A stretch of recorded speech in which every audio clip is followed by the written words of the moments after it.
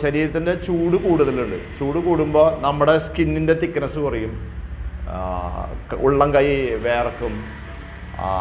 നമ്മുടെ ചിന്തകൾ നമ്മൾ ചിന്തിക്കുമ്പോൾ, ഞാനിപ്പോൾ നിങ്ങളോട് ഈ കാര്യം പറയുമ്പോൾ ഞാൻ എന്താണ് പറയേണ്ടത്, എന്ത് പോയിൻറ്റ്സാണ് കളക്ട് ചെയ്യേണ്ടത്, അങ്ങനെയുള്ള കണ്ടിന്യൂസ് ആയിട്ട് ചിന്ത അവരുടെ പ്രോസസ്സാണ്. എന്നാൽ ശരീരത്തിൻ്റെ ചൂട് കൂടുമ്പോൾ ഒരു മിനിറ്റിൽ നമുക്ക് 10-15 ചിന്തകൾ, നമ്മൾ ഒരു ബന്ധമില്ല, നമ്മളായിട്ടൊരു ബന്ധമില്ലാത്ത മഴ പെയ്യോ, ഇടി വെട്ടോ, അതാ സംഭവിക്കുകയോ, ആക്സിഡൻറ്റ് സംഭവിക്കുകയോ, ഇത് സംഭവിക്കുകയോ, അങ്ങനെയുള്ള ചിന്തകൾ നമ്മുടെ അനുവാദമില്ലാതെ നമ്മുടെ തലയിൽ പോക്കപ്പ് ചെയ്യും. ചിലർ വണ്ണം വയ്ക്കില്ല എന്നുള്ള, കുറേ അധികം തിന്നിട്ടും വണ്ണം വയ്ക്കില്ല എന്ന പരാതി ഉണ്ടാവും.